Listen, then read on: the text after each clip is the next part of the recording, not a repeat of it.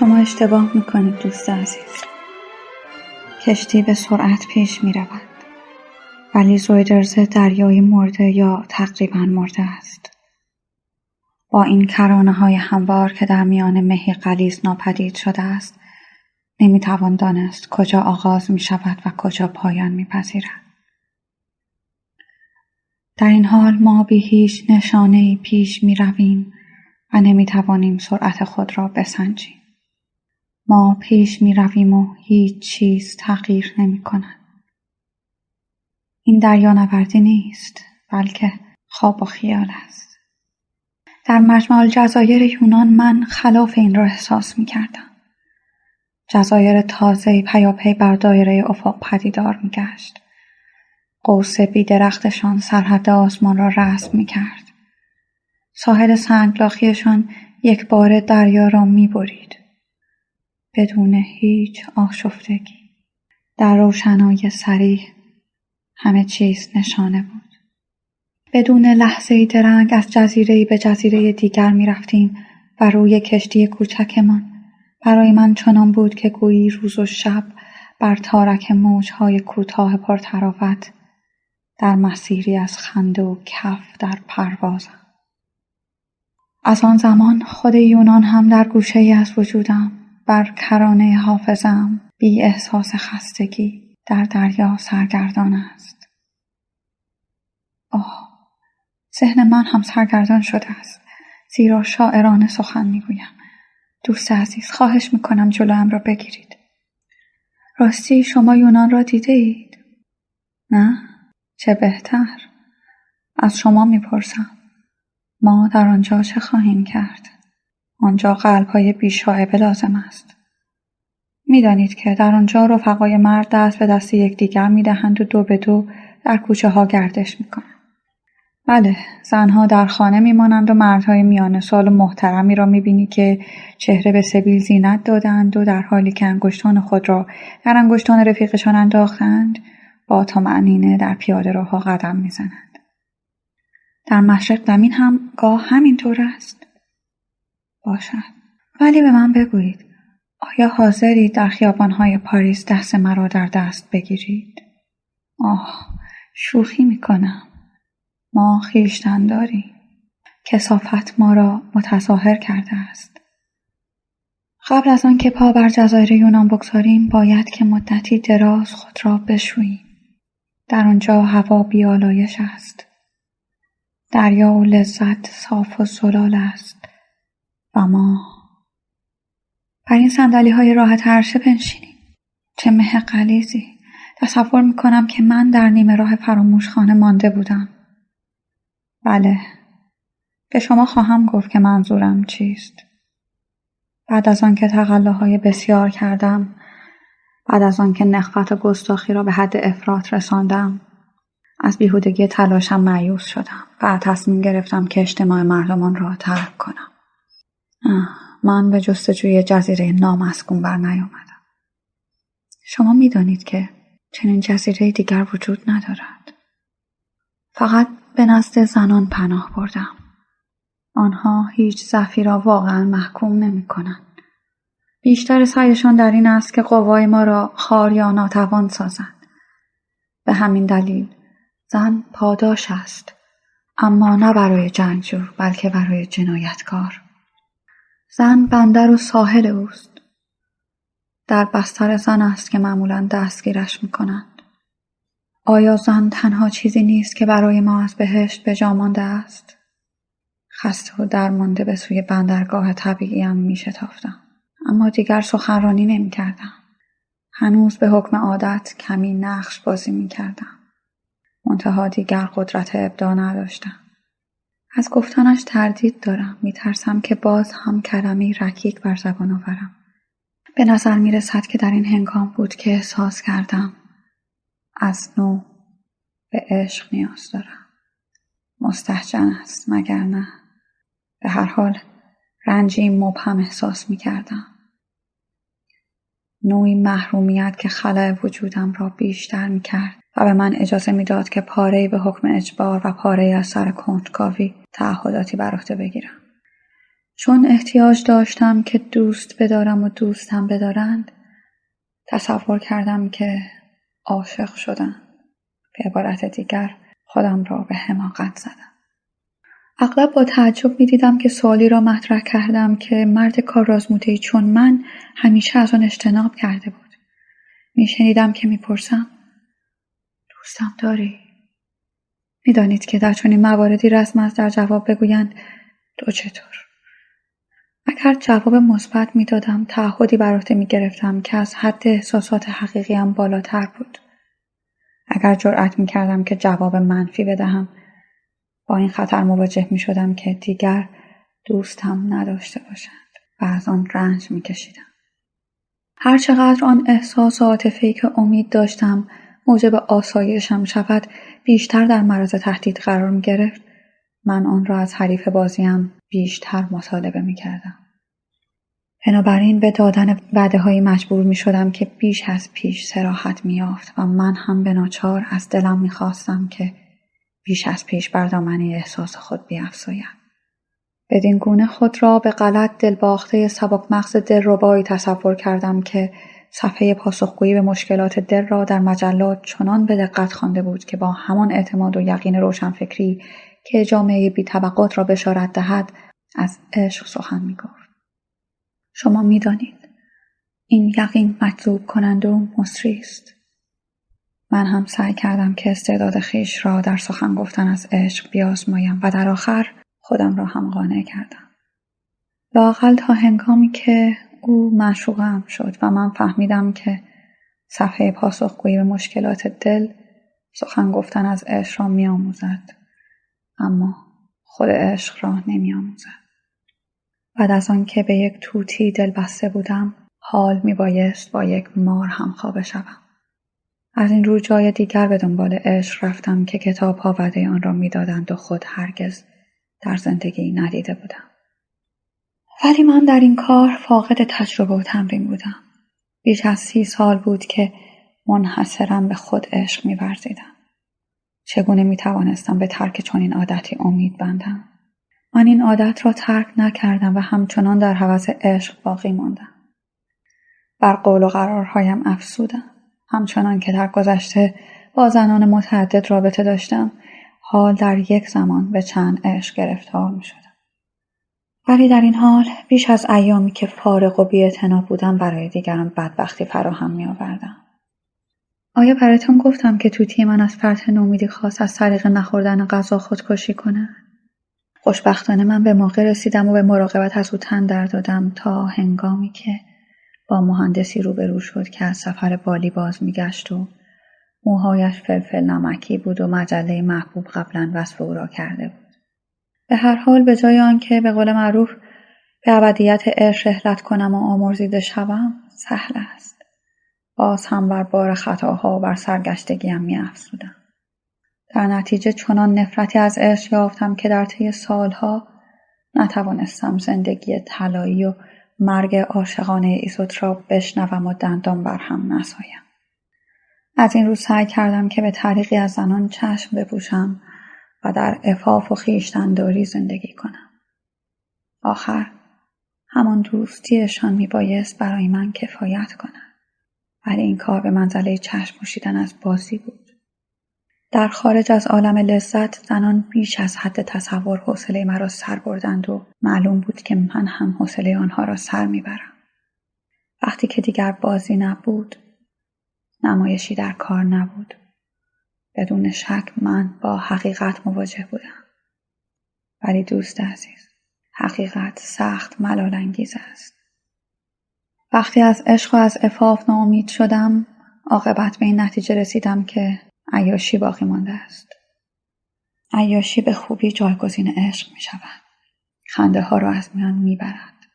سکوت را باز می آورد و مخصوصاً جاودانگی می بخشد.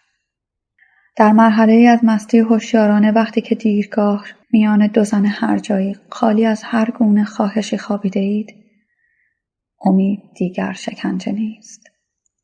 روح بر سراسر زمان حکم می‌راند. درد هستی برای همیشه به آخر می‌رسد. از یک جهت میتوان گفت که من همیشه در عیاشی زندگی کرده بودم، چون هرگز از آرزوی زندگی جاوید دست نکشیده بودم. آیا این عمق طبیعت من و همچنین اثر عشق بزرگ من به خودم نبود؟ عشقی که از آن با شما سخن گفتم؟ بله، من در حسرت زندگی جاوید میسوختم.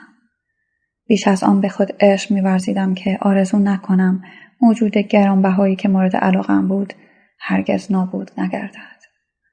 چون به هنگام بیداری هر چقدر هم که شخص به حال خیش کم آشنا باشد، دلیل معتبری نمی‌یابد که زندگی جاوید به میمون هرزه‌ای عطا شده باشد. ناچار باید چیزهایی بیابد که جایگزین این بقای ابدی گردند.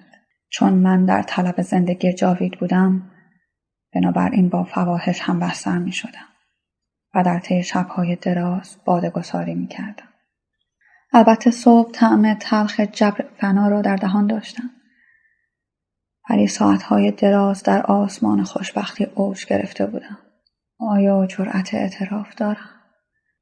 هنوز با محبت و دلسوزی شب‌هایی را به خاطر می‌آورم که به دنبال رقاصه‌ای که تبدیل قیافه می‌کرد و مرا از مراهمش بهره‌مند می‌ساخت به رقاصخانه‌های نفرت آوری می‌رفتم و حتی شبی به افتخار او با ریشوی لافزنی نزاع کردم. هر شب در نور سرخ و غبارآلودی نشرت کرده در مقابل پیشخوان خودنمایی می‌کردم. دروغ‌های بسیار به هم می‌بافتم و ساعت‌های دراز میگساری می‌کردم. چشم به راه سپید می‌ماندم و سرانجام در بستر همیشه گشوده شهرزاد خانمم که چون عروسکی کوکی خود را به دست لذت می سپرد و بعد بیدرنگ به خواب می رفت، از پا می افتادم. روز بر این صحنه آشفته نور می پاشید و من بی حرکت در صبح افتخار چشم می گشودم. پاش بگویم که الکل و زن تنها تسلایی را که در خور من بود برایم فراهم آوردم. دوست عزیز، من این راز را به شما می سپارم تا بی پروا از آن استفاده کنید. آن وقت خواهید دید که عیاشی حقیقی آزادی بخش است، زیرا هیچ گونه الزامی نمی آورد. عیاش فقط وجود خود را تملک می کند. از این جهت عیاشی مشغولیت محبوب کسانی است که به خود عشق می ورزند. جنگلی است بدون گذشته و آینده که مخصوصاً نه عهد و پیمانی در آن هست و نه مجازاتی آنی در پی دارد. مکانهایی که در آنجا عیاشی می‌کنند از بقیه جهان جداست. به هنگام ورود ترس را همچون امید بیرون می‌گذارید. در آنجا اجباری به سخن گفتن نیست. آنچه را که به جستجویش می‌آیید بدون کلام و حتی اغلب بدون پول هم می‌توانید به دست آورید. خواهش میکنم بگذارید مخصوصاً از زنان ناشناس و فراموش شده ستایش کنم که مرا در آن ایام یاری کردند. هنوز هم به خاطری که از آنها حفظ کردم چیزی آمیخته است که به احترام میماند. به هر صورت من از این آزادی بی حساب استفاده میبردم. حتی من در مهمانخانه دیده شدم که در آنجا خود را به اصطلاح وقف گناه کرده بودم. با فاحشه جا افتاده و در همان حال با دختر جوانی از بهترین خانواده ها زندگی می کردم. با اولی نقش اصیل‌زاده‌ای را ایفا می کردم که ندیم بانوی محترم است و در مورد دومی زمینه‌ای فراهم می آوردم تا با بعضی از حقایق آشنا گردم. بدبختانه روسبی طبیعتی بورژوا داشت. بعد از آن راضی شد که خاطرات خود را برای روزنامه‌ای مذهبی که به افکار و عقاید خیلی متجدد میدان میداد بنویسد. دختر جوان نیز ازدواج کرد تا غرایز افسار گسیخته خود را ارضا کند و برای مواهب ذاتی خود موارد استفاده‌ای بیابد. همچنین از این که در این دوران در یک مجمع مردانه که اغلب مورد افترا واقع میشد مرا مانند یکی از اعضای خویش پذیرفته بودند احساس غرور بسیار میکردم. اما از این موضوع میگذرم. شما میدانید که حتی اشخاص خیلی باهوش هم از این که بتوانند یک بطری بیشتر از پهلو دستی خود خالی کنند مباهات می‌ورزند. عاقبت ممکن بود بتوانم در این عیش و عشرت سعادتبار روی آرامش و رهایی را ببینم. ولی در اینجا باز هم در وجود خیش به مانعی برخوردم. این مانع کبدم بود و احساس خستگی وحشتناکی که هنوز هم مرا ترک نکرده است. انسان می‌خواهد وانمود کند که فنا ناپذیر است و پس از چند هفته حتی مطمئن نیست که بتواند خود را تا فردا بکشاند. تنها نتیجه‌ای که از این تجربه عاید من شد این بود که وقتی از هنرنمایی‌های شبانه‌ام دست برداشتم، زندگی به نظرم کمتر از گذشته تلخ و دردناک آمد. خستگی در عین حال که جسمم را می‌فرسود، بسیاری از لبه‌های تیز وجودم را هموار می‌کرد. هر افراطی نیروی زندگی و در نتیجه درد و رنج را کاهش می‌دهد. عیاشی برخلاف آنچه تصور می‌کنند، هیچ گونه لجام گسیختگی و آشوبگری ندارد. فقط خوابی طولانی است. شما حتما به این نکته توجه کرده اید.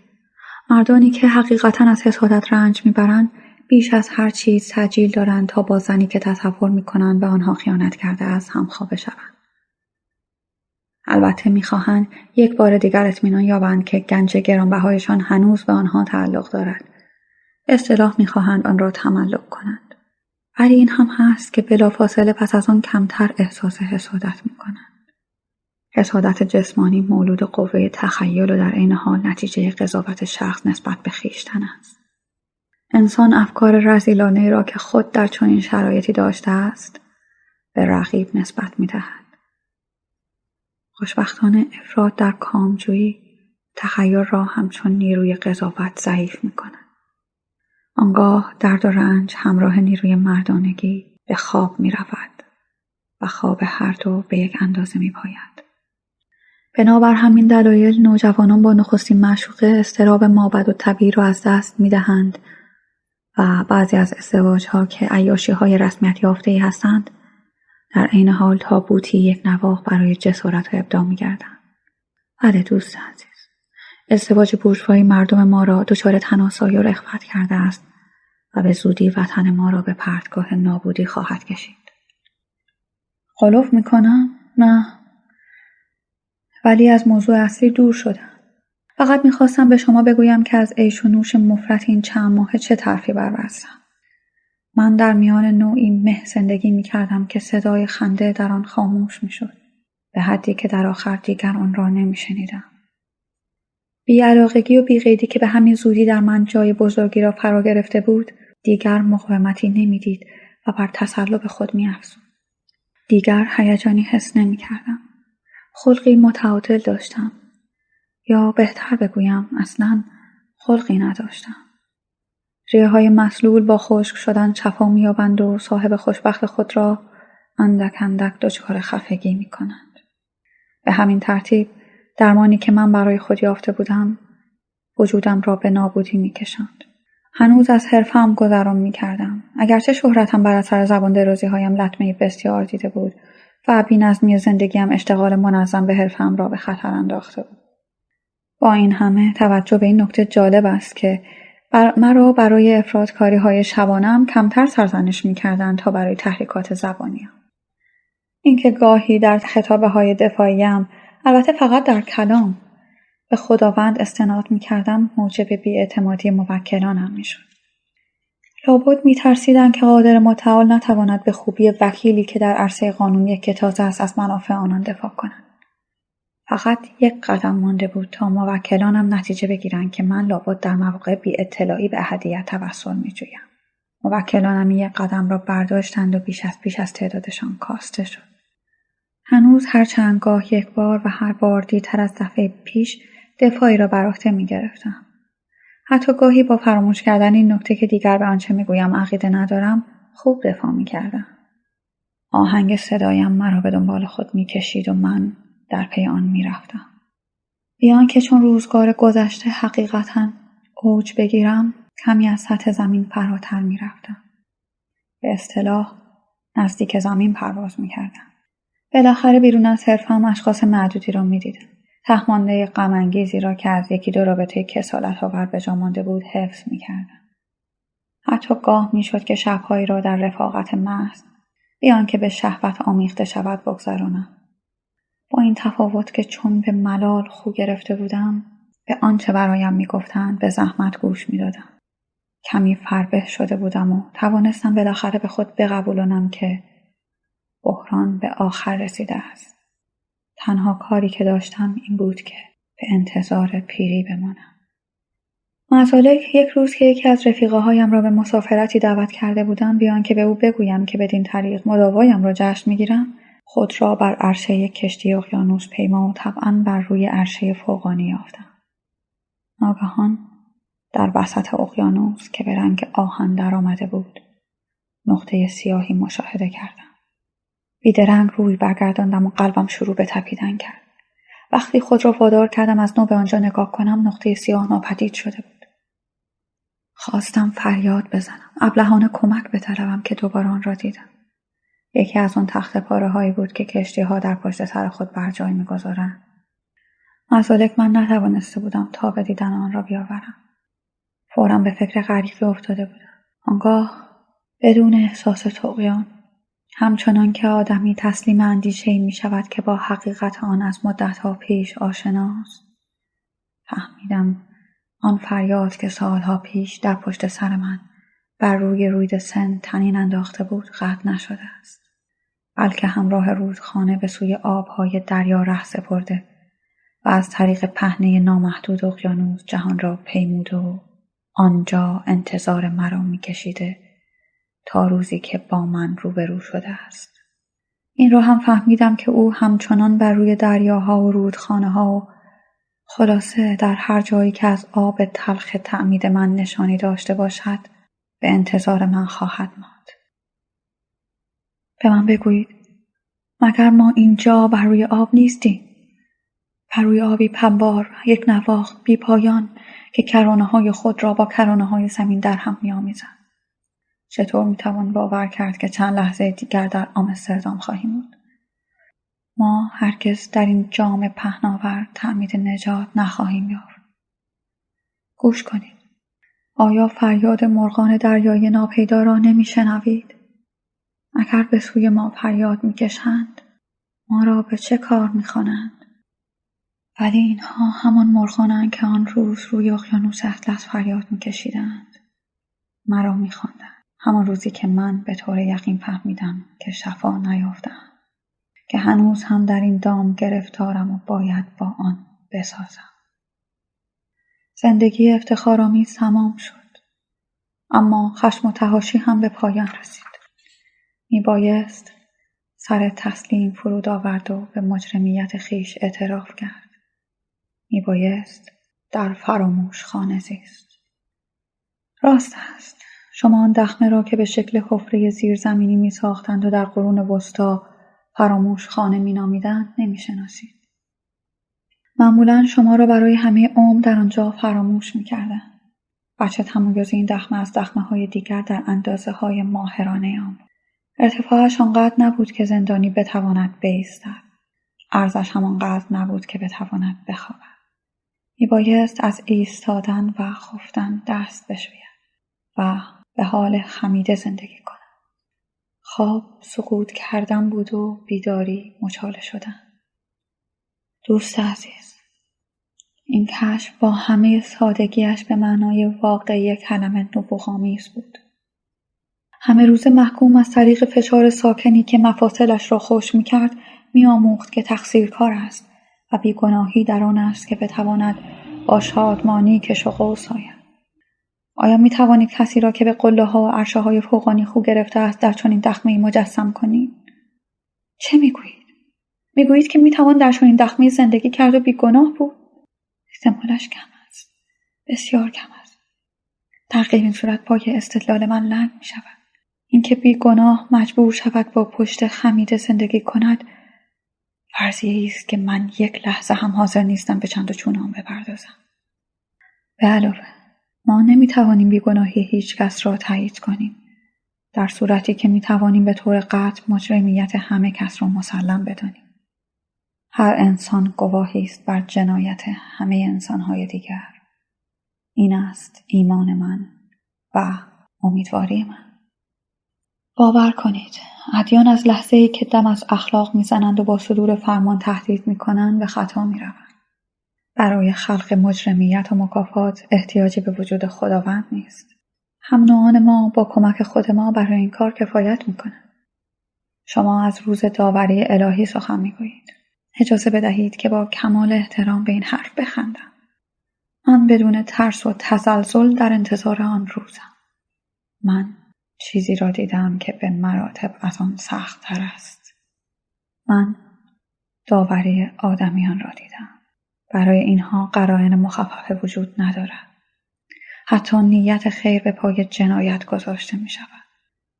لااقل شما درباره قفس تفاندازی که در همین اواخر ملتی آن را ابداع کرد تا ثابت کند که از همه ملل روی زمین بزرگتر است چیزی شنیده اید؟ یک جعبه که با آجر می سازند و زندانی در آن می ایستد ولی نمی تواند تکان بخورد. در محکمی که او را در صدف سیمانیش محبوس می کند تا زیر چانه می رسد. بنابراین فقط چهرهش دیده می شود که هر نگهبان به هنگام عبور خلط سینه‌اش را بر آن می افکند. زندانی که در قفس خود به تنگنا افتاده است نمی تواند چهره خود را پاک کند. گرچه مجاز است که البته چشمان خود را ببندد. بسیار خوب دوست عزیز، این از ابداعات انسان هاست. آنها برای خلق این شاهکار کوچکترین نیازی به خدا نداشتند. خب پس تنها فایده خداوند باید این باشد که بیگناهی را تضمین کند و من مذهب را بیشتر به صورت تشکیلات مفصلی میبینم که کارش شستن و سفید کردن است. به علاوه همینطور هم بوده است، منتها برای مدتی کوتاه، یعنی فقط 3 سال و تازه اسمش هم مذهب نبوده است. بعد از آن صابون کم آمده است.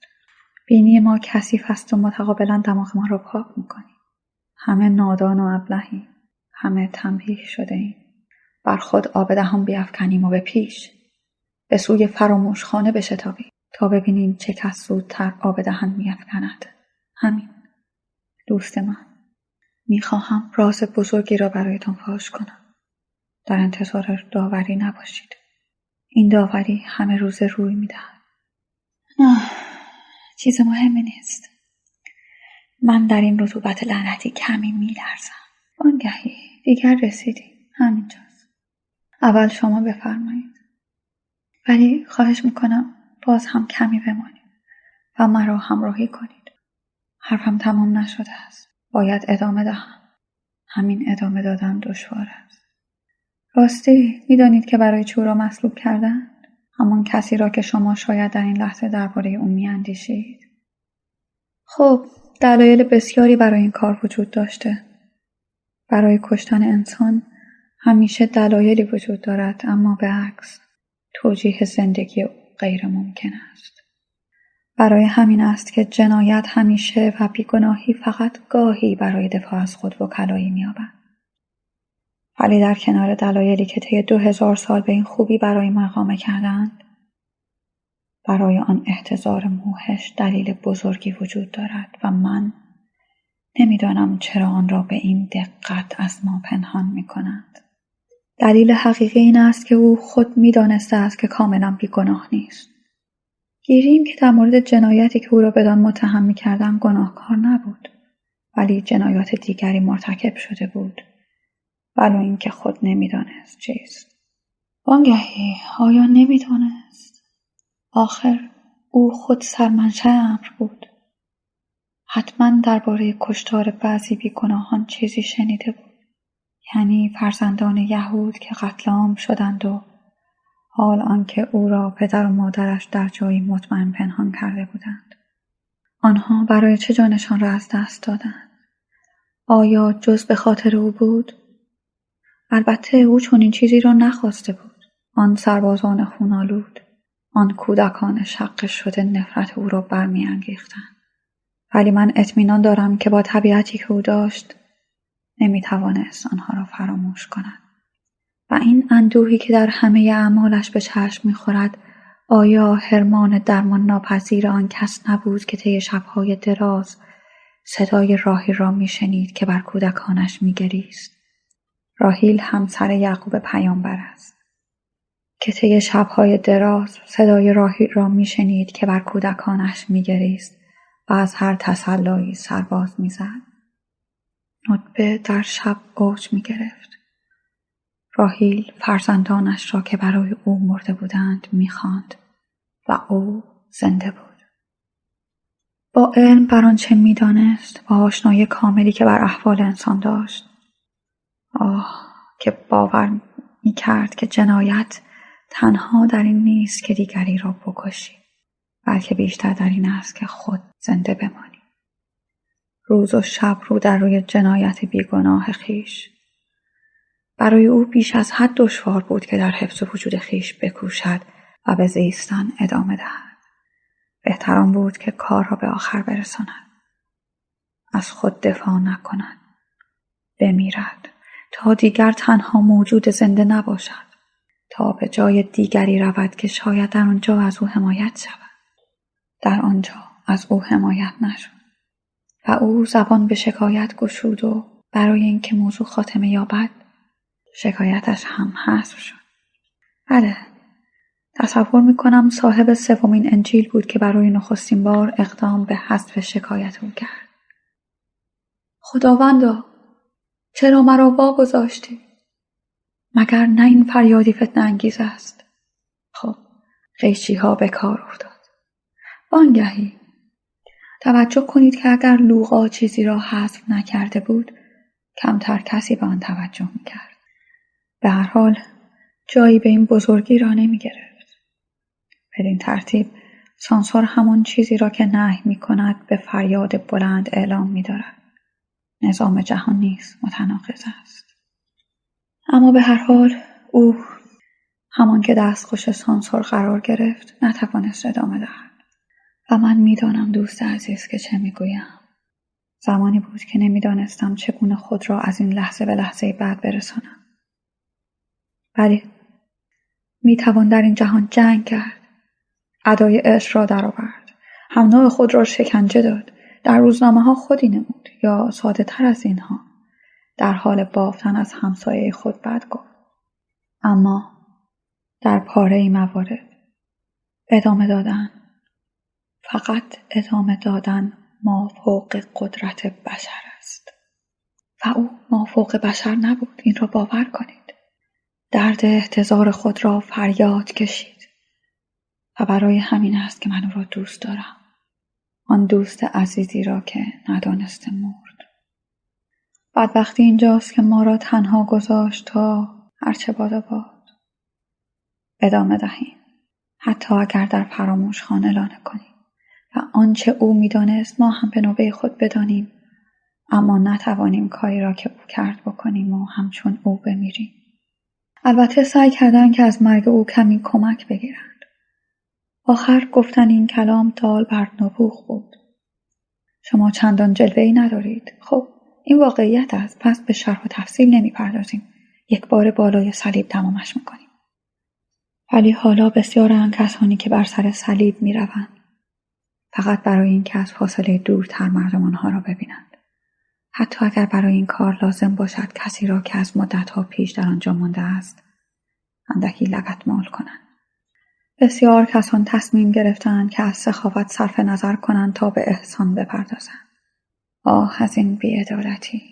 این بی‌عدالتی که در حق او روا داشتند و دل مرا از درد به هم می‌فشارد. شروع شد.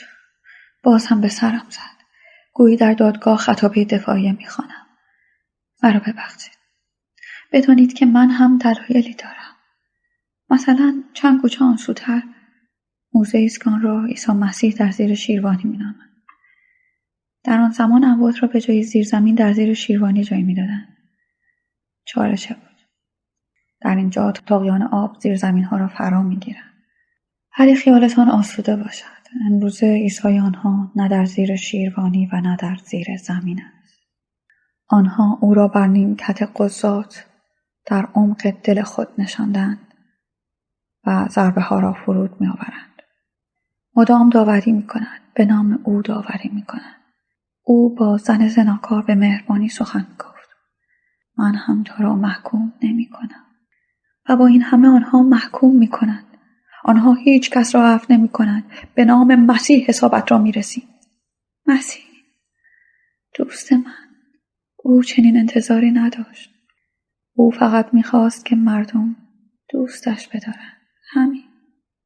البته مردمانی هستند حتی در میان مسیحیان که دوستش دارند. ولی آنها انگشت شمارند. وانگهی او خود این نکته را از پیش دریافته بود. اهل طنز و نکته سنجی بود. پیر یا پتروس رسول از حواریون مسیح.